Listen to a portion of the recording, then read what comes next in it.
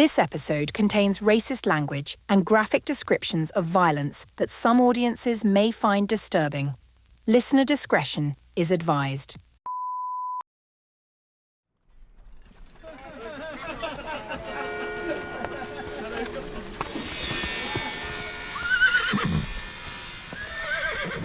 It's February 1885 in Eureka, California, and townspeople are milling about the dirt roads of the gritty frontier city. Near the state's northern border with Oregon, Eureka sits between a large bay on one side and tall redwood forests on the other, fueling a booming timber industry. The harvesting, processing, and shipping of all that timber has driven the city's development since it was founded 3 decades earlier, growing its population to somewhere between 3,000 and 4,000. But it remains isolated. It'll still be 30 years before a railroad reaches the city, leaving coastal ferries as the only efficient way for anyone to come or go, so most people pretty much stay put once they get there. Things have slowed down for the chilly winter months, leaving a good chunk of the city's workforce idle. And it's not helping that the United States is 3 years into a recession, so for the city's white population especially, there's plenty of time to stew over their growing list of grievances. Foremost among them is the city's Chinese residents. The first major wave of Chinese immigrants had come to the region during the gold rush in the 1850s. Then another wave came in the 1860s, driven primarily by railroad construction. Between 1850 and 1880, the population of Chinese in the United States exploded more than 125-fold, from less than 800 to more than 100,000, some 3/4 of which were concentrated in California, making up about 9% of the state's entire population. From the moment they began arriving, Chinese were subject to varying degrees of disdain, hostility, and even occasional violence. On top of the general manifest destiny white supremacist attitudes that prevailed in the region at the time, many Americans saw Chinese as heathens with strange habits who were unwilling to assimilate to American Christian norms. It also didn't take long for some white laborers to start viewing Chinese as competition, willing to undercut them on wages and tolerate much more Spartan living conditions. But early on, resources were abundant, building projects plentiful, and manpower still sparse in California. So there was still room for the rising tide of West Coast development to lift all boats, despite the racial animosity. Eventually, though, those tides would begin to recede. Gold would become scarcer, and Chinese workers would mostly be chased out of the gold fields by white miners and prohibitive foreign miner taxes intended to exclude them from the industry. Likewise, the biggest construction project of them all, the Transcontinental Railroad, was finished in 1869. And 4 years later, a railroad construction bubble burst, kicking off the Panic of 1873 and a serious years-long economic depression. With opportunities drying up in the gold fields and railroads, tens of thousands of Chinese workers fanned out into the greater West Coast economy, doing a wider range of jobs. In reality, Chinese and white workers were largely drawn from separate labor pools and usually weren't competing head-to-head for the same jobs. But perceptions often don't match reality, and the tendency to scapegoat is never far behind economic anxiety. By the mid-1870s, with a struggling economy and many white workers finding themselves unemployed, Chinese labor was increasingly being seen as a threat, one that opportunistic labor leaders, political figures, and newspapers were all too willing to amplify, exaggerate, and caricature. In Eureka, the Chinese population had grown to a few hundred by the mid-1870s, doing a wide array of jobs in restaurants, laundries, livestock, and the many ancillary trades supporting the timber industry. And by 1875, a full Chinatown had been established, making up a single block in the middle of town with high density and rather squalid living conditions. To some white residents of the city, these poor conditions weren't attributed to the systemic discrimination Chinese grappled with, or the substantially lower wages they tended to earn for the same type of work as whites. To them, this squalor was the basis for even more prejudice, an indication that Chinese were uncivilized and chose to live like animals. But for whatever prejudices existed, Chinese and whites had lived in Eureka side by side, relatively peacefully for decades. However, 1876 brought signs that things might be starting to change in a very serious way. That January, as Chinese in the city were celebrating the Lunar New Year, a drunk white man stumbled through Chinatown and for some reason barged into a Chinese man's home and began harassing him. The two men came to blows and ended up out on the street, where the Chinese man produced a pistol and shot his assailant in the abdomen, mortally wounding him. Word quickly spread, and whatever sympathy there might have been for a man standing his ground against an unprovoked attack in his own home seems to have either been lost in the crowd amid the initial game of telephone, or was simply never extended on account of the respective men's races. As word spread, a small mob of white residents materialized and rampaged through Chinatown, throwing rocks through windows and committing other acts of petty vandalism. One Chinese man was hit in the mouth by one of these rocks, knocking his teeth out. As they trounced through town, the mob yelled things like, "Cut the throat of every Chinaman," and "Tomahawk every heathen in the place." It looked like things were poised to get much uglier. But fortunately, the city marshal intervened, telling the mob to stand down. Ultimately, cooler heads prevailed. Impressively, over the following days, public opinion seemed to fall firmly against the mob. A local paper, the Humboldt Times, published a scathing editorial, calling for the arrest of anyone who took part in the mob destruction. Then it even went on to praise Eureka's Chinese community as a contributor to the city's peace and quiet. The Chinese are here and cannot be removed. Never, not one single instance can be cited where they have been instigators of any outbreak. They are here, and here they are allowed to stay until some means are devised and adopted by the higher tribunal compelling them to quit the country. We have laws, and they are so made as to protect the rights of Chinamen as well as any other nationality. This whole affair is the most disgraceful that has ever occurred here. For now, the Chinese of Eureka, and the rest of California for that matter, would remain under an uneasy, fragile status, welcomed by some, but despised by others who would prefer to see them exiled, or worse. But over the following decade, this precarious status of Chinese in California would continue to deteriorate. The United States would eventually pull itself out of the economic crisis of the 1870s, only to fall back into another recession in the early 1880s. And over the intervening years, more and more restrictions on Chinese would pile up as white workers and their labor groups pressured political leaders, culminating in the national passage of the Chinese Exclusion Act in 1882, which suspended immigration of Chinese laborers. But these political developments were riding the coattails of the deteriorating social atmosphere for Chinese, who were increasingly being targeted. On the eve of the Chinese Exclusion Act's passage in early 1882, citizens of Eureka held a meeting where they passed a resolution urging the U.S. Congress to pass the act. The resolution read, in part, "We have anxiously watched hordes of Mongolian paupers flooding our shores. We have seen our civilization almost subverted and our children driven from all avenues of honorable labor by aliens, foreign to our tongue, religion, customs, and social relations." White residents of the city and the country were showing dwindling tolerance toward their Chinese neighbors. So when another serious incident occurred in Eureka in 1885, it wouldn't just sputter out as it had a decade earlier. By this point, the composition of Chinese in the city had also changed, most notably with the emergence of Tongs. When a sizable Chinese population formed in nearly any American city during this period, Tongs usually weren't far behind. These groups would eventually become synonymous with criminal gangs, but they tended to start off with purer intentions, serving as mutual aid associations to assist new Chinese immigrants in the United States, with everything from the logistics of getting settled to starting a business or dealing with legal trouble. Chinese being a group heavily segregated from the rest of American society and being subject to ever-worsening discrimination and violence, Tongs could provide a crucial line of support and protection. Over time, though, rival Tongs would emerge and vie for greater influence and power by aggressively competing for dues-paying members and territory. And some would gradually realize that using their manpower and connections to dabble in criminal activities like gambling, drugs, human trafficking, prostitution, and extortion could be far more lucrative than toiling in mines or in the back of laundries. And once criminal elements got involved in the Tongs turf wars, it was only a matter of time before things got violent. Only a very small proportion of Chinese in the United States had any association with any sort of organized crime, so conflating Tongs with the greater Chinese population was entirely unfair.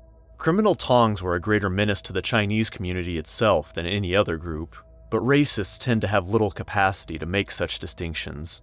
By 1884, two rival tongs had emerged in Eureka, and their rivalry was becoming more violent and more public by the day. There were numerous instances of gang violence spilling out onto the streets of Eureka that involved clubs, knives, and increasingly, guns. Throughout the summer of 1884, there was one shooting incident after another, and what was angering white residents even more was that the sheriff seemed to have a hard time ever pinning down the culprits. Even when arrests were made, uncooperative witnesses meant they seldom yielded prosecutions of Tong members. In September of 1884, a local newspaper that had previously been sympathetic to the Chinese community was starting to change its tune. The Daily Times Telephone said in an editorial that the Chinese had become a, quote, intolerable nuisance to our people, and if some means cannot be devised to make them behave, they should be made to leave. The dangers of the Chinese criminal menace were appearing in newspapers side by side with headlines about the bad economy, the oversupply of laborers in Eureka, and the, quote, starvation wages workers had to accept. The groundwork was being laid for what in retrospect almost seems inevitable. On February 1st, 1885, yet another gunfight broke out between the Tongs and Chinatown that left 2 Chinese men dead and 3 wounded.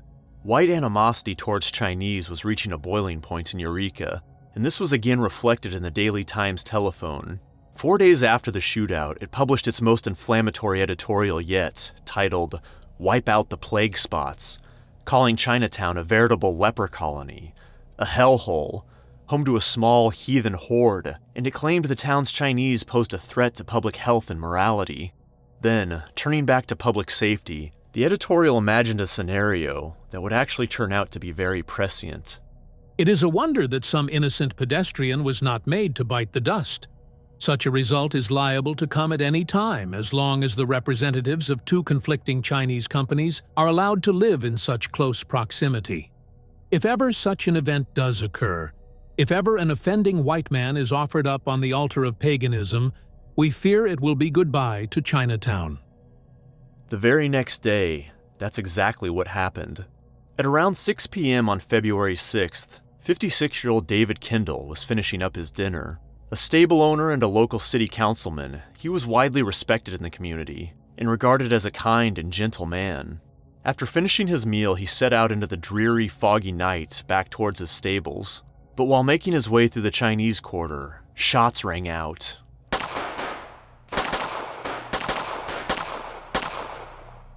Two Chinese men, presumably from the rival Tongs, had run into each other.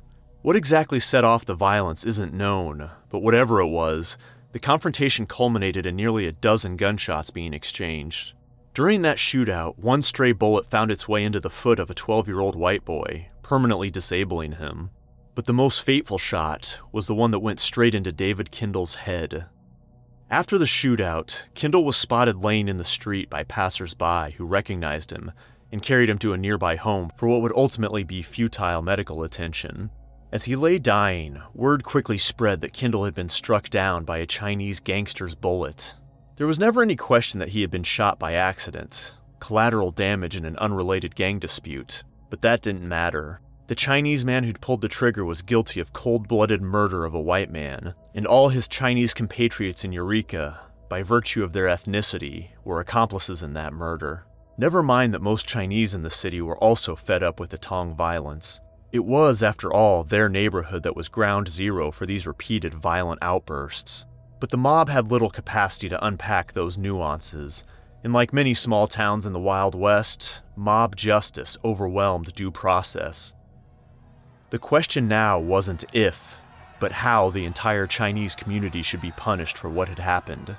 Hundreds of enraged townspeople with lanterns spontaneously gathered near the site of the shooting, shouting things like, "Hang them all and burn them out."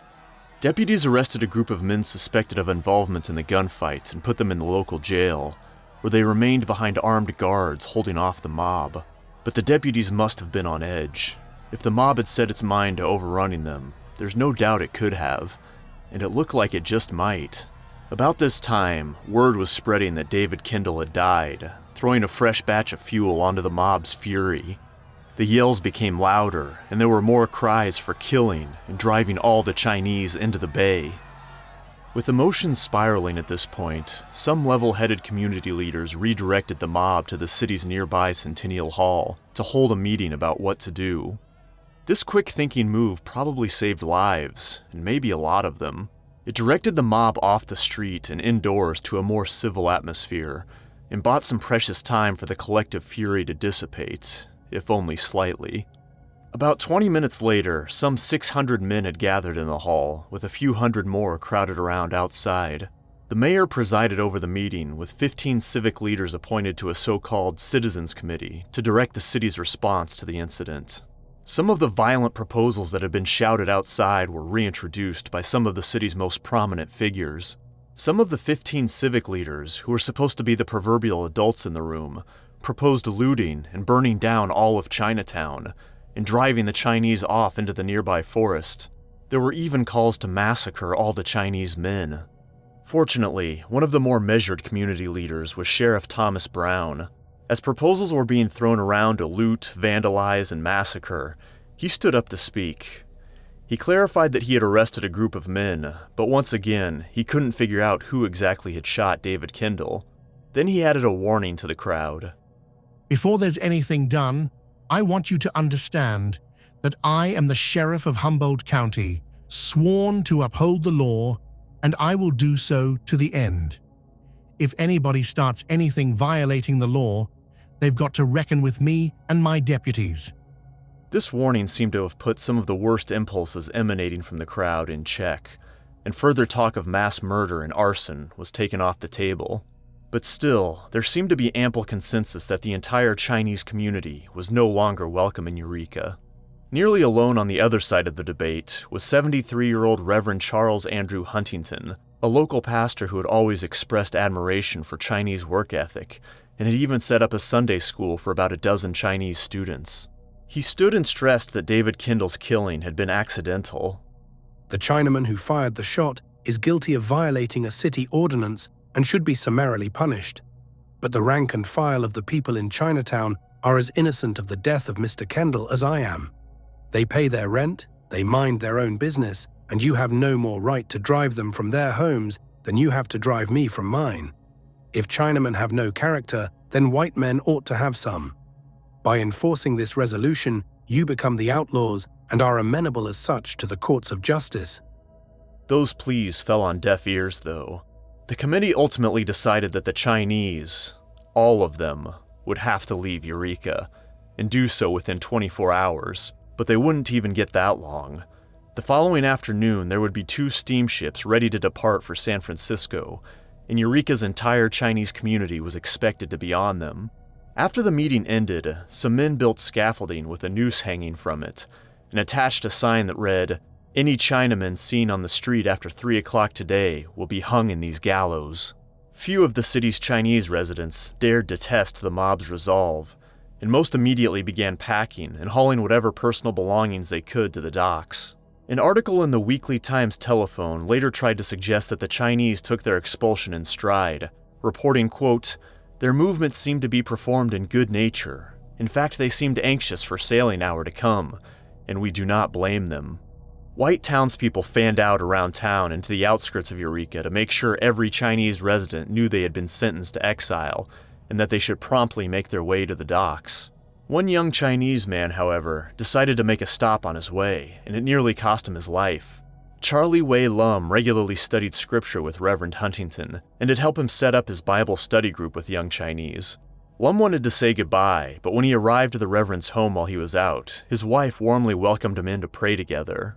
Some neighbor children tipped off the roving vigilantes, and within a few minutes, several burly men burst in, demanding to know where the Chinaman was. They assumed that by entering a white home, he was trying to shelter and flout the expulsion order. Mrs. Huntington pleaded with the men, saying Lum was just stopping by briefly on his way to the docks, and he was well short of missing the 3 p.m. deadline. Unconvinced, and maybe a little bloodthirsty, the men dragged Lum out into the gallows that had been erected, where they fastened the noose around his neck and seemed poised to make him the mob's first casualty. But at the last second, a Methodist minister named C.E. Rich intervened. "Take that rope off that boy's neck," he commanded. "If you hang him, you'll hang him over my dead body." The men complied without incident.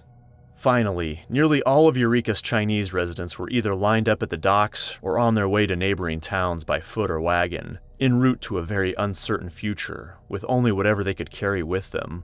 Some had lived in Eureka for more than a decade and had no clue how they were going to start over again from scratch, or whether they might be subject to the same fate again in whichever new town they ended up in.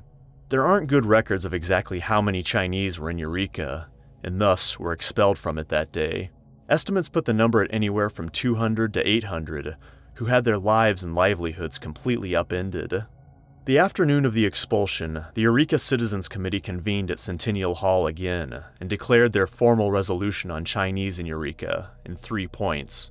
First, all Chinamen would be expelled from the city and none allowed to return. Second, a committee would be appointed for 1 year, whose purpose was to warn all Chinamen who might attempt to come to the city to leave, and use all reasonable means to enforce that banishment. If any Chinamen attempted to circumvent that ban, a mass meeting of citizens would be called to decide on the appropriate action. And third, a notice would be issued to all property owners through the newspapers requesting that they not lease or rent any property to Chinese. These edicts would be well adhered to. In fact, it would be nearly 70 years before another Chinese man would dare to move into Humboldt County and make himself known.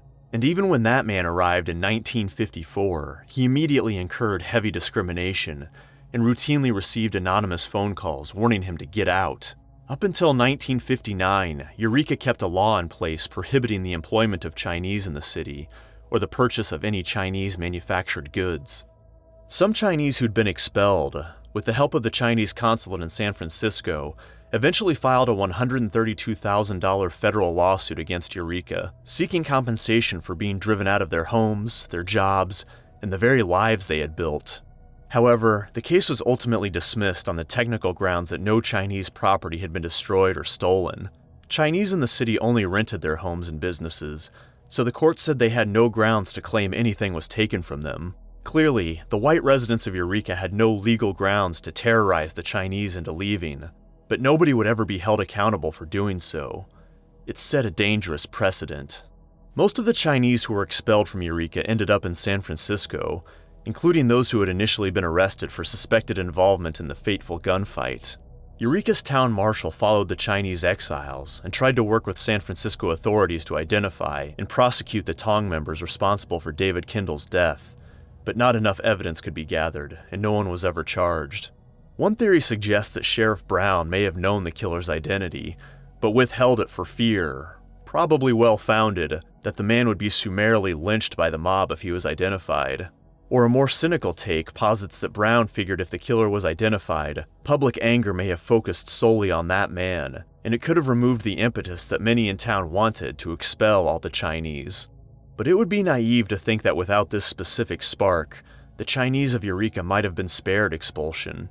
Indeed, several neighboring towns and counties soon followed suit and expelled their own Chinese populations without any need for a specific pretext. Nearby Del Norte County even gleefully threw an anti-Chinese parade with its expulsion, under the slogan, "The Chinese must go." By this point, "The Chinese must go" had already become a rallying cry up and down the West Coast, and it had very little to do with concerns over gang violence. Riding larger national waves of xenophobia and economic anxiety, Eureka's white population had tacitly been priming itself for years to rid itself of its Chinese, whether or not they had anything to do with criminal elements. If that stray bullet hadn't provided the pretext for mass Chinese expulsion, some other incident almost certainly would have.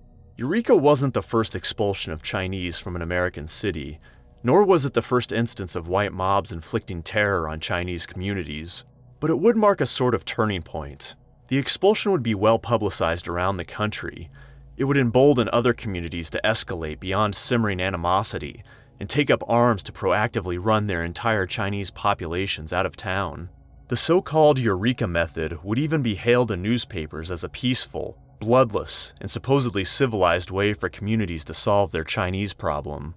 And this method of ethnic cleansing would in fact be replicated some 200 times across the American West in the years ahead. In retrospect, it is rather miraculous that Eureka ended merely with a bloodless expulsion. If not for the intervention of some very brave and influential individuals at key moments during the height of the mob's fury, things could have ended very differently. But not every city wanting to rid itself of Chinese would end up doing so without bloodshed. Inevitably, when you have gun-toting mobs across a whole region who've been conditioned to dehumanize, scapegoat, and despise an entire race of people, at some point, cooler heads will cease to prevail. Some mobs wouldn't be content to stop with expulsion. If people today know anything about Chinese in 19th century America, they probably know about the Chinese Exclusion Act, a name that on its own might suggest Chinese simply became unwelcome to immigrate to the United States. But that act, as damaging as it was on its own, was just one symptom of much deeper societal undercurrents that would burst out in ways large and small that went well beyond immigration law. Undercurrents that would yield racial terror and even mass murder. Eureka would become just one of many data points in a campaign that can only be described as ethnic cleansing of Chinese in the American West. Later that year, this anti-Chinese fervor would reach a crescendo in Rock Springs, Wyoming, with an absolute bloodbath, on this episode of Man-Made Catastrophes. As far as the eye can see, stretch scenes of desolation and ruin. Shoot everything, man, woman, children. The result is a prolonged period of concealment by government. And the daily news reports of body counts and the almost frenzied search for what went wrong. The troops have been firing indiscriminately. If this all looks tragically familiar, it is. Man-made catastrophes.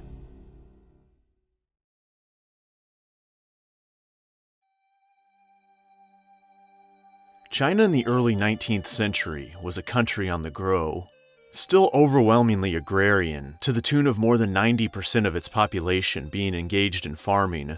The introduction of New World crops had transformed the agricultural landscape. Food could now be grown in areas that had been inhospitable to native crops, and a sophisticated transportation network and grain storage and distribution system had greatly mitigated the frequent regional famines and epidemics that had racked China throughout its history. Add all that on top of a period of relative peace and stability, and the country underwent a population boom. But by mid-century, its luck was running out. The baby boom was hitting a ceiling in some regions, particularly in the south, leaving less and less untapped land to sustain the growing population. And violent conflict, both domestic and foreign inflicted, would also begin to cause major upheaval, most notably with the Opium War with Britain and the later Taiping Rebellion, a 14-year civil war that would be even deadlier than World War I. Natural disasters, too, reared their ugly head, and with the ongoing conflicts, guardrails that had been built to mitigate the impact of floods, drought, and disease broke down. The Qing dynasty government had become corrupt and ineffective, unable to adapt to a changing, industrializing world. It was imposing ever higher taxes, but failing to keep its people safe and fed. So many beleaguered farmers were pushed to look abroad. This was especially true for those living in Guangdong, with its ports and history of trade with the West. Meanwhile, the industrializing United States presented a number of pull factors. First and foremost, immigrating there, from a legal standpoint at least, was incredibly easy. As long as you could make your way to a port and didn't look sick when you got there, you could usually waltz right in. No visas, no background checks, no caps on immigrants, no restrictions based on race or nationality. But while it may have been legally easy, it certainly wasn't logistically easy for Chinese. The long boat passage could cost more than a Chinese farmer could hope to save in their entire lifetime. According to US Census data, there was a grand total of 3 Chinese people living in the entire United States in 1830. Through the 1840s, only a trickle more found their way to American shores, and by 1849, there was still thought to be barely more than 300 Chinese in the entire country. But that would change quickly with the discovery of gold in California in 1848, which drew wide-eyed prospectors from around the world. You can hear more about that and its effect on the Native American population in our 2-part look at the California genocide from a few episodes ago. By 1850, word of fantastic riches at Gold Mountain, as California came to be known in China, was spreading around Guangdong. For many down-on-their-luck men in the region, there was nothing to lose from taking the leap to the New World, and possibly everything to gain. Some were directly recruited and contracted by foreign businessmen needing laborers. Chinese brokers also set up businesses funding workers' passage, which would then be repaid with interest from their future earnings in America. With the California economy now booming at an incredible rate, there was a reasonable expectation that Chinese immigrants could find work to repay those debts. Even unskilled wage labor could easily pay 20 to 30 times what they could earn back home. And once those first cohorts of Chinese immigrants arrived, the snowball of chain migration got rolling. Early immigrants could send money home to help family members also immigrate. In 1850, roughly 4,000 Chinese made the journey across the Pacific. By 1852, that number shot up to 20,000 new arrivals, fueled partly by an especially bad crop failure in southern China. That year, San Francisco's Daily Alta California newspaper even welcomed the new additions, calling them a worthy integer of our population, and predicting that one day, quote, "The China boys will yet vote at the same polls, study at the same schools, and bow at the same altar as our own countrymen." For these Chinese immigrants, it could be a very difficult journey, ranging from several weeks to more than 3 months, often in dark, overcrowded, filthy quarters that may or may not have even been designed for humans. Between malnutrition, disease, thirst, mistreatment by crews, and a lack of sunlight and physical movement, it wasn't uncommon for Chinese passengers to die on the journey, and at rates of 10 to 20% or more that could rival transatlantic slave ships. Sometimes, Chinese could in fact end up as de facto slaves, baited into thinking they were going to California to work freely, only to be switched against their will to a much grimmer fate. In one especially horrific incident in 1855, 450 Chinese boarded a ship in Xiamen that they thought was taking them to California. But after boarding, they learned it would be taking them somewhere else entirely, perhaps the guano mines of Peru, which were known for especially harsh, deadly conditions. But the ship's own conditions would preclude most of them from ever finding out. Disease, hunger, thirst, and generally intolerable conditions drove some to jump overboard to their deaths within a week, and others to rebel against the crew, which got them shot. When the ship was nearing Manila for a pit stop, the crew locked all the Chinese passengers below deck for fear that they would jump overboard to escape at the sight of land. But when they opened the hatch 12 hours later, 300 of the Chinese passengers were dead, asphyxiated or driven to suicide. Most Chinese immigrants who made it to the United States, though, contrary to how they would later be portrayed by exclusionists, did freely choose to go there, and on terms they accepted. Outright enslavement wasn't unheard of, especially regarding the very small proportion of Chinese immigrants who were women, often trafficked into prostitution or forced marriages. But for the vast majority of laborers, while the contracts that brought them there could be exploitative to varying degrees, they usually didn't amount to debt bondage or slavery. When they did get to California, however, Chinese could quickly realize that their highest hopes had been a bit naive.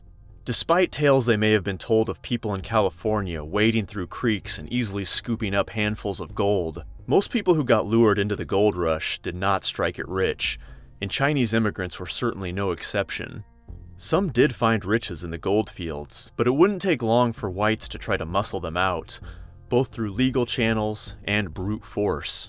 When Chinese were first trickling in small numbers, they were treated mostly as curiosities by white Americans and white immigrants from other countries.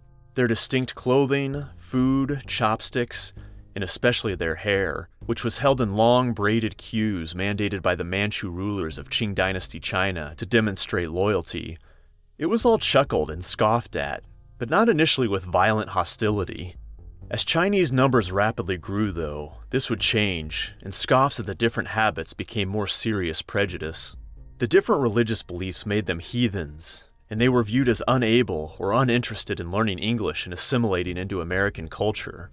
They only wanted to extract as much wealth as they could from the United States by undercutting local wages, then return home. Furthermore, Chinatown's slums with poor living conditions, prostitution, and opium dens were frequently exaggerated in newspaper caricatures, presenting images of Chinese as diseased and immoral, cunning criminals and cheats who would stab you right in the back if given the chance, because, after all, they rejected Christianity and its moral compass. Of course, any even-handed media coverage in the American Wild West would have revealed that prostitution, substance abuse, disease, and criminal activity were hardly unique to Chinese communities. Some of the first talk of Chinese exclusion began to surface early in the gold rush. One white miner's diary from 1852 reflected the brewing animosity. Chinamen are getting to be altogether too plentiful in the country. 6 months ago, it was seldom one seen, but lately gangs of them have been coming in. We called a miners' meeting and adopted a miners' law that they should not be allowed to take up or hold ground for themselves. That same year, the California State Assembly's Committee on Mines and Mining Interests warned of the, quote, vast numbers of the Asiatic races who were coming with very different customs, language, and education who were unassimilable to the country. This sentiment was hardly universal, though. In early 1852, the second governor of California, John McDougall, in his outgoing State of the State address, promoted more Chinese coming to California, thinking they could be a cheap labor source for whites. With all the work to be done, he said Chinese were, quote, one of the most worthy classes of our new adopted citizens. But in a preview of the political friction that would quickly emerge, just 3 months later, McDougall's successor took a very different tack. California's third governor, John Bigler, called on the state's legislature to, quote, check the tide of Asiatic immigration, claiming that while the U.S. policy had been to open its arms to the oppressed people of all nations, that should not extend to the Chinese, whose racial and cultural differences made it impossible for them to ever fit into American society. Furthermore, he misleadingly portrayed Chinese immigrants as being under oppressive contracts at nominal wages, with their families back home held hostage as collateral. His portrayal of so-called Chinese coolies as debt slaves with no agency is one that would stick for decades to come. It didn't take long for laws to start stacking against Chinese. In 1850, California instituted a tax that charged all foreign citizens an exorbitant $20 a month to mine. It was later repealed, then reinstituted at $3, then raised several more times over the following years, and tax collectors were known to get violent to collect payment from Chinese. Perversely, though, these discriminatory taxes may have forestalled serious talk of Chinese exclusion, since they resulted in pretty substantial tax revenue to California that political leaders weren't eager to give up. This was an early signal of two divergent views toward Chinese immigrants that would develop, especially with the yawning wealth inequality of the later Gilded Age. Elites and capitalists saw Chinese as a crucial labor source needed to drive the economy, pay taxes, and open trade opportunities with China. But the working class, particularly other immigrant groups from Europe, saw them primarily as economic competition. This tension would gradually trickle its way up to the highest levels of politics, as politicians friendly to business interests would butt heads with those looking to ride more populist waves. But on the gold fields, it wasn't just protectionist taxes thwarting Chinese. Straight-up intimidation and violence was playing an even greater role. It didn't take long into the gold rush for most of the shallow, easy-to-tap deposits to be scooped up by the growing legions of prospectors, so more and more sophisticated operations were needed to tap into the deeper-lying deposits, and competition intensified. Some Chinese immigrants banded together and established some pretty sophisticated mining operations that were known to unearth gold in sites that had already been abandoned by white crews. For unsuccessful, destitute white miners who stumbled across scenes like this, it could be infuriating. Around the Northeast, whites were driving Chinese off their claims, or simply robbing them of their more immediate possessions. They tore or burned down Chinese encampments, threatened or beat Chinese directly, and sometimes simply murdered them. As we covered in our episodes on the California genocide of Native Americans, murder and even full-on massacres were nothing new in the region at this time. But Chinese were a relatively new addition to the West, and it wasn't necessarily clear yet how socially and legally acceptable violence against them was. That would change, though, in a big way in 1853. That year, just north of Sacramento, 3 white men attempted a robbery at a Chinese mining camp. During the robbery, one of the men named George Hall shot a Chinese miner named Ling Sing in the back with a shotgun, killing him. Hall was prosecuted for the murder, and with the testimony of 3 witnesses, he was convicted and sentenced to hang. There was just one problem. All 3 of those witnesses had been Chinese. Hall appealed the verdict on the grounds that their testimony shouldn't count under an 1850 statute that declared, quote, "No black or mulatto person or Indian shall be allowed to give evidence in favor of or against a white man." The California Supreme Court ultimately agreed in the landmark People v. Hall ruling. In their rambling decision, buttressed by racist pseudoscience, the justices reasoned, among other things, that when Christopher Columbus landed in North America, He had thought he landed in the Indies of Asia, and the physical features of the natives he encountered seemed to support this belief so much that he referred to them as Indians. So from that time until the present, quote, "The American Indians and the Mongolian or Asiatic were regarded as the same type of the human species. Therefore, although the statute did not specifically bar Chinese or other Asians from testifying in court, the spirit of the legislation intended that there are basically two races, white and non-white. The evident intention of the statute," they continued, "was to protect the life and property of the citizen, which could only be secured by removing him from the corrupting influences of degraded castes. And if the legislator saw fit to exclude domestic blacks and Indians, who did often manage to assimilate and have the correct notions of their obligations to society, surely it didn't mean to turn loose on the white community, quote, more degraded tribes of the same species, who have nothing in common with us in language, country, or laws." Furthermore, the justices pondered in their decision, if Chinese were granted the right to sit on the witness stand, where will we see them next? The jury box? The voting booth? Our legislative halls? With equal rights of citizenship? Clearly, those possibilities were too much to stomach. So in declaring that Chinese couldn't testify against whites, California's highest court effectively sentenced them to the same vulnerable legal status that was helping enable the ongoing genocide of Native Americans in the region. It would now likewise be much easier to rob, beat, and kill Chinese with impunity. By the mid to late 1850s, some Chinese were still working in the gold fields independent of white operations, but gold deposits were diminishing and the danger was rising. In 1859, in the town of Shasta, white miners gathered to discuss what was to be done about the, quote, vast hordes of Chinese depriving the American miner of what his own country's blood, toil, and treasure had bequeathed him. They decided to tell Chinese miners they had a month to get out of town, but before the deadline even arrived, a mob of 200 whites stormed through a Chinese camp and beat several of its miners, even killing one of them. They then kidnapped some 75 of the miners and paraded them through town. The governor eventually had to dispatch 150 men to put down the riot. Gold mining was becoming virtually closed to Chinese. But often, in gold rushes, both metaphorical and literal, there's more opportunity in selling picks and shovels than there is in actually searching for gold, something many entrepreneurs quickly realized. As a complex economy developed around the gold rush, many California cities like San Francisco and Sacramento saw their populations explode, providing more numerous and specialized trades for Chinese to find a place in.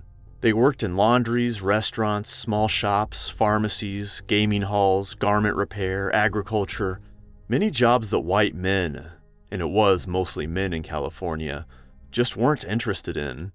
As time went on, many Chinese became skilled in very specialized trades, and some entrepreneurial-minded immigrants started very successful businesses, becoming rich and defying perceptions that they couldn't assimilate. Then one new area of opportunity began to emerge in the 1850s, railroads, which were slowly beginning to connect the growing cities of California. But it was in the 1860s that the industry really got into high gear and presented the next big opportunity for Chinese workers. In 1862, the U.S. Congress passed and President Abraham Lincoln signed the Pacific Railroads Act, which supported the building of a transcontinental railroad across the western United States that would connect to existing eastern rail lines. It would finally allow high-speed coast-to-coast travel, but it would be an enormous undertaking, the biggest engineering project in American history, in fact, one that would involve complicated, labor-intensive construction in some of the country's most inhospitable terrain. Construction of the Transcontinental Railroad would mostly be done by two companies, starting at opposite ends in California and Nebraska, and building toward one another in a sort of race to construct more mileage. The Union Pacific would build from the east over the Great Plains, and the Central Pacific would build from the west and through its unforgiving mountain terrain. Irish immigrants had begun arriving to the United States in large numbers in the 1840s, fleeing the country's catastrophic potato famine, and they would make up a large part of the Union Pacific workforce in the East, along with many former soldiers and freed blacks after the Civil War ended in 1865. Initially, it looked like that would be the case with the Central Pacific from the West as well. That year, the company put out an ad in Sacramento seeking 5,000 workers to build the railroad, but only a few hundred white workers responded to it. And of those who did, many didn't last very long. The pay was low, the work was backbreaking, the environment could be oppressively cold and snowy, dirty and rife with illness, and many figured if they were going to do this sort of chipping and digging all day, they may as well do it in the Nevada silver mines.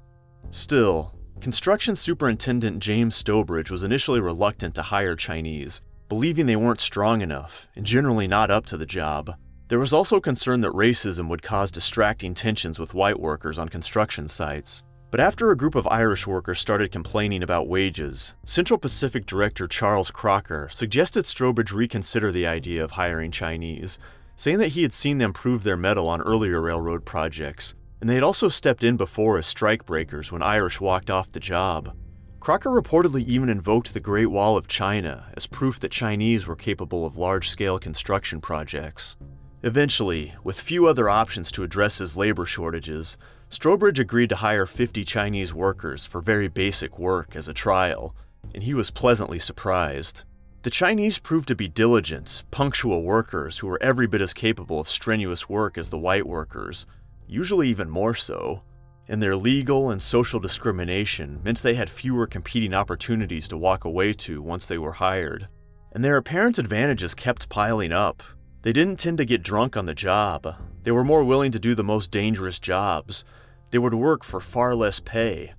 And intriguingly, they even tended to get sick less often. Nobody knew it at the time, but the Chinese workers' tendency to boil their water so it could be used for tea protected them from dysentery and other waterborne illnesses. Furthermore, rather than subsist on the Spartan diet the company provided of mostly just boiled meat and potatoes, they tended to prepare their own meals and set up their own food supply chains that provided a much more varied, healthy diet that included fruits and vegetables, which kept them healthier and stronger. It flew in the face of stereotypes that Chinese were weak and disease-ridden. Soon, the Central Pacific was hiring as many Chinese as it could, almost exclusively so. And when it couldn't find enough Chinese in California, its representatives went to China to recruit even more. At their height, Chinese made up as much as 90% of the Central Pacific's workforce, numbering more than 12,000. However, the railroad's satisfaction with Chinese didn't necessarily translate to good treatment, and many Chinese workers would never get to enjoy the fruits of their labor. Chinese were paid 30 to 50% less than whites for doing the same jobs, and they had to pay for their own food and living accommodations, whereas white workers received that in addition to their pay. Their hours were brutal, often 11-hour work shifts, 6 days a week, inside dark, oppressive tunnels, and white foremen were known to beat and whip Chinese workers and send them to do the most dangerous jobs. Much of the work consisted of chiseling and blasting through the Sierra Nevada mountains, which presented a wide variety of ways to meet an early demise. Disease, exposure to the elements, cave-ins, dust, falls, exhaustion. Rock and snow avalanches could take out dozens of men at a time, and highly volatile nitroglycerin was used to very gradually blast through solid granite rock through a routine of chiseling and blasting that could yield just inches of progress per day. And guess which workers were sent in time after time to ignite the explosives, which frequently went off before intended? It's thought that at least 1,200 Chinese died during the construction of the Transcontinental Railroad, some 10% of the entire Chinese workforce. At one point in 1867, Chinese workers fought back against their conditions and defied perceptions that they would just passively endure whatever was inflicted on them. For more than a week, some 3,000 Chinese workers banded together and stopped working, demanding equal pay to white workers, shorter workdays, and better working conditions. At the time, it was the biggest organized labor action in American history, but the railroad was unyielding. Director Charles Crocker was never willing to yield an inch when it came to labor agitation, for fear of the precedent it could set. So as they were striking, he cut off the Chinese workers' food supply lines and threatened to withhold all their outstanding wages. Eventually, racked with hunger, they returned to work without gaining any concessions. But that doesn't mean the strike was in vain. Over the coming months, likely aware it couldn't take the Chinese workers' acquiescence for granted, the railroad did quietly begin reducing hours, improving conditions, and raising pay. Over the years of the railroad's construction, Chinese worked alongside Irish and other white workers, for the most part without the widespread vitriol and violence some had feared. Crocker was also known to skillfully play different groups of workers off each other, and he'd essentially told Irish workers that they could either get along with the Chinese or be completely replaced by them. But the seeds were being planted for later hostilities. White workers resented how Chinese were apparently outshining them with their work ethic, and doing so for lower wages and far more modest living conditions.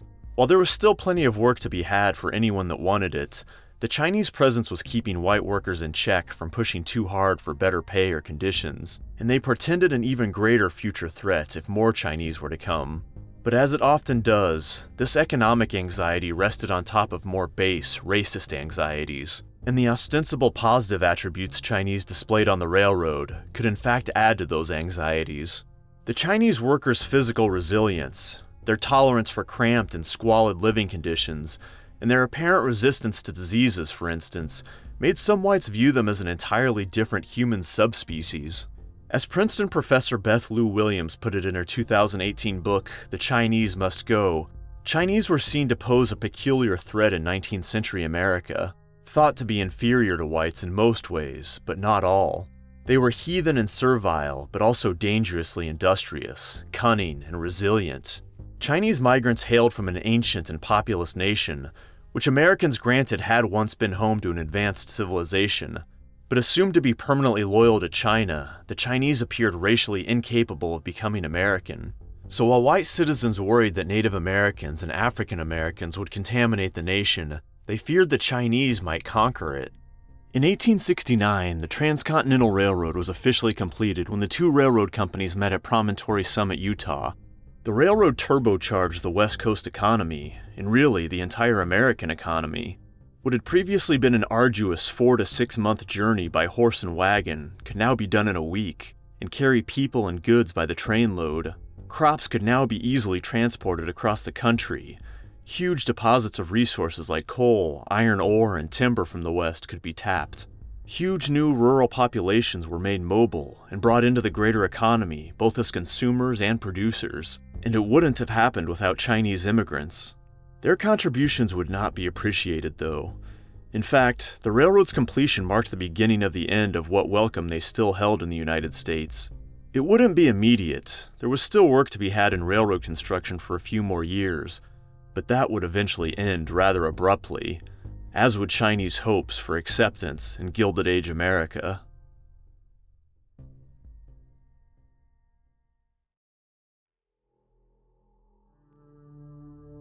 Throughout the 1850s and 60s, grassroots dislike of Chinese immigrants was slowly coalescing into more organized opposition. Anti-coolie clubs started popping up around San Francisco, and more cities, states, and territories began passing explicitly anti-Chinese legislation.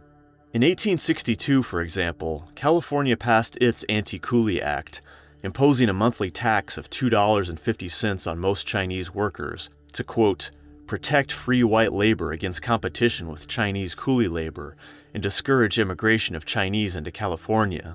The following year, Washington Territory passed a similar act to tax, quote, every male and female Mongolian in the territory. Mongolian at the time was often used as a pejorative, dehumanizing term for Asians that evoked images of uncivilized, invading hordes. With the end of the Civil War in 1865, legal questions about race started to become especially salient. The new 14th and 15th Amendments to the Constitution gave citizenship and voting rights to Black Americans, but these were carefully worded to exclude Chinese. Technically, the 14th Amendment did entitle those born to Chinese parents in the United States to be U.S. citizens, but at this point, that applied to very few people, and even later, when it did apply to more, it often wouldn't be recognized in practice until the Supreme Court officially upheld it in 1898. When debating naturalization laws in 1870 and how to rectify the current stipulation that only free white persons could naturalize to become Americans, there were proposals to do that in the most straightforward way and simply eliminate the word white. But the implication that that would open the door to Chinese naturalization was unacceptable to many in Congress. The usual talk of Chinese being unassimilable and heathen was invoked. One senator reasoned that allowing Chinese to become citizens would result in their own extermination, since furious white mobs would presumably wipe them out before they could ever naturalize. Eventually, the Naturalization Act of 1870 was passed, extending naturalization rights beyond whites only to, quote, aliens of African nativity, and to persons of African descent. For now, Chinese in America basically had no vote or voice in civic affairs, and no way to naturalize and obtain those rights. 1868 did bring one bright spot for Chinese in America, when the United States signed the Burlingame Treaty with China in hopes of opening new trade opportunities and gaining American Christian missionaries access to China. Among other things, it guaranteed free migration between the countries by citizens of each. So for the moment, talk of Chinese exclusion from the United States was kept at bay. But social currents were still firmly moving against Chinese. And in 1871 Los Angeles, people would see that it had gotten worse than just about anyone had realized. Los Angeles at the time was still a dusty frontier city of less than 6,000 people, and it was still racked by the sort of lawlessness and routine violence that the Wild West was becoming infamous for. Roughly 200 of the city's residents were Chinese, mostly working as domestic helpers or running small businesses like laundries or vegetable carts. More than half of the city's Chinese lived on Calle de los Negros, also known informally as Negro Alley, in reference to most of the street's residents being of color, though few, if any at this time, were actually black. In addition to Chinese, there were descendants of Spanish and Mexican settlers, Native Americans, and some poor whites. It was known as a very rough part of town, filled with saloons, gambling dens, and brothels. For years, up and down the West Coast, newspapers had been attacking Chinese, but Los Angeles newspapers were particularly notable for the anti-Chinese bile that they printed. An 1867 article in the Los Angeles Daily News claimed that in matters of truthfulness, courage, morality, stamina, on every measure of quality, Chinese men were inferior, and their women were degraded almost to a level with the brutes. In another article that year, the paper asserted that Chinese coolieism has, quote, all, and more than all, the evils of African slavery, without any one of its redeeming virtues. Playing on tropes of Chinese as mere debt slaves, the paper reasoned that those who enslaved Africans at least had an interest in their slaves' long-term health and well-being, so they made sure they were well provided for and taught them to believe in God and the ways of religion, whereas the Chinese coolies' master would discard them as soon as they were injured or sick, and allowed them to revel in the worship of heathen idols. The paper made no attempt to substantiate these claims. As debate began in the late 1860s about the 14th and 15th Amendments and naturalization laws, the vitriol picked up, and Los Angeles papers vehemently attacked the idea of including any political or citizenship rights for Chinese. They called Chinese, quote, Mongolian hordes invading the country and supplanting white labor, who, if given the chance, would overrun the Pacific coast and make it a Chinese vassal state. One article in 1869 claimed there were, quote, 100,000 Chinese pagans in our midst, all of whom insist upon their civilization and adhere to the customs and traditions of their native country. Under their coolie system, their men are sold into bondage equal to the worst of slavery, and their women into prostitution in defiance of our laws. Open the doors of citizenship and political equality to them, and 1 million of their starving countrymen will occupy our fertile hills and valleys and force their pagan civilization upon a Christian people. The only hope of saving the people of California from pagan domination is in democracy, to boldly announce determination to pass such laws at the next session of the legislature that will prohibit the further immigration of Mongolians to our state. Let the watchword be freedom from Negro and Chinese domination, and protection to labor and white laborers. The hostility also took a more local Los Angeles flair, frequently exaggerating and sensationalizing the squalor, filth, debauchery, and violence of the Chinese in Negro Alley. In 1870, a shoe factory in North Adams, Massachusetts sparked a national firestorm when its mostly Irish workers went on strike, and the factory bosses responded by bringing in 75 Chinese workers from California to replace them. It was a watershed event closely followed by press on the East Coast, which was still relatively unaccustomed to Chinese. They had been tapped as a cheap labor source for 2 decades on the West Coast, but before 1870, the arduous overland journey to the East Coast was too expensive and difficult to be worthwhile for Chinese labor. But with the completion of the Transcontinental Railroad, Chinese could now be easily transported east. The North Adams Shoe Factory was hyped as an experiment that could have national labor market implications. Plenty of newspapers panned this experiment, dabbling in the usual anti-Chinese tropes about coolie wages, inability to assimilate, and hyperbolic doomsaying of Chinese overrunning the country. But a fair number of papers actually praised the factory owner, depicting him as bold, enterprising, shrewd, and resourceful for thinking to tap Chinese labor in the face of agitators.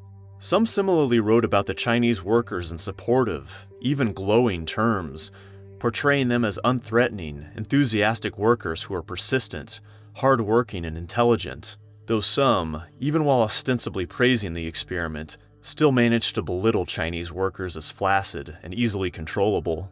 An article in the New York Herald suggested that the shoemakers of Massachusetts were thanking their lucky stars that, through their wisdom, they were now masters of more minute and docile fingers than they had once employed. It extrapolated to suggest that soon, even poor households, burdened with menial daily chores, might also benefit from Chinese labor, and, quote, find in the quick, fairy-like aid of the Chinese girl, whose clothing and food are both frugal and simple, very present help that their aching limbs and worried brains have long craved. Articles like this were widely reprinted across the country, and West Coast newspapers reacted to these welcoming sentiments from their East Coast counterparts with a mix of bemusement and horror. An article in the Los Angeles Daily News mocked Massachusetts for welcoming Chinese to the state, saying that once the Mongolians find employment in the factories of New England, they'll swarm in like ants to a sugar loaf. And with Chinese habits being as they are, they could live on half of what a New Englander could, and will soon drive every white man and woman from the shops and mills of the region. Then it zoomed in on the New York Herald's remarks about Chinese females. The reference made by the Herald to the Chinese girls does more credit to the philanthropy of the journal than to its knowledge of the character and habits of the Chinese girls. Out of the 100,000 or more Chinese in this state, we have never heard of a Chinese girl engaging in any useful occupation. The business of their lives seems to be prostitution in its most degraded and beastly form. A walk through the Chinese quarter of San Francisco, or Negro Alley in this city, would satisfy the Herald that Chinese girls are not exactly what is required for housemaids in a well-regulated household. Once in the manufacturing cities, the men will fill the factories and workshops, and the girls will be crowded by hundreds in a single tenement, where their loathsome presence will drive every white inhabitant from the part of the city in which they quarter themselves. Through an unending parade of inflammatory articles like this, Chinese were depicted to the people of Los Angeles as filthy, rat-eating, opium-guzzling derelicts, its men conniving criminals or indentured servants stealing their jobs, and its women prostitutes and immoral scourges on the community. As we saw in our episodes on the California genocide of Native Americans, this sort of dehumanization is often a precursor to mass violence and mass murder. Not only does it present the outgroup as an economic threat, but also as a fundamentally different species, disgusting, immoral, an affront to our values and very civilization, a group not entitled to the same political rights, or necessarily even the right to exist. Perhaps sensing that the imminent possibility of mass violence was in the air, an unsigned editorial appeared in the Daily Alta California in 1870 that described a prophecy the authors had of an anti-Chinese riot. We had a dream. We saw that most horrid of horrors, a mob in their frenzy, drunk with blood and whiskey, headed by two notorious demagogues who called upon the multitude in the name of Christianity and civilization to drive the Chinamen from San Francisco. The mob, blinded by prejudice, answered their calls with demonic screams of approving rage. A scene of indescribable confusion and fury followed. The Chinamen rushed out and pleaded for mercy, but in vain. They were shot down as if they had been enemies of the human race. Even the little boys, who had been taught by their parents to stone the wicked Mongolians, were there armed with long knives, with which they dispatched the wounded Celestials, still in the agonies of death. In this hypothetical massacre, the authors posited that Chinatown would also be ransacked and destroyed, and the surviving Chinese driven out of town, with the perpetrators going unpunished.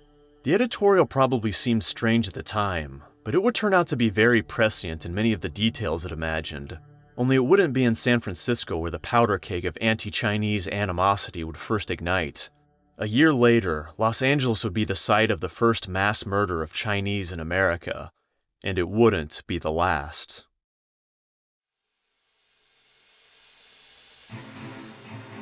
In our next episode, we'll conclude our look at the ethnic cleansing of Chinese immigrants in the 19th century American West. An incident in Los Angeles spirals into mob violence that will end in the largest mass lynching in American history. Then things go from bad to worse as Chinese exclusion becomes federal law and inflames violence and killing that will reach new heights, particularly at Rock Springs. This episode was based on many sources. Some of the most notable were the books Stranger in the Land by Michael Lowe, The Chinese Must Go by Beth Lou Williams, Ghosts of Gold Mountain by Gordon H. Chang, and The Chinese in America by Iris Chang. For links to those and other sources, head to our website at manmadecatastrophes.com, where you can also see a transcript of this episode and our full archive and other ways to listen. Thanks for subscribing, and see you soon for part 2 of the Rock Springs Chinese Massacre.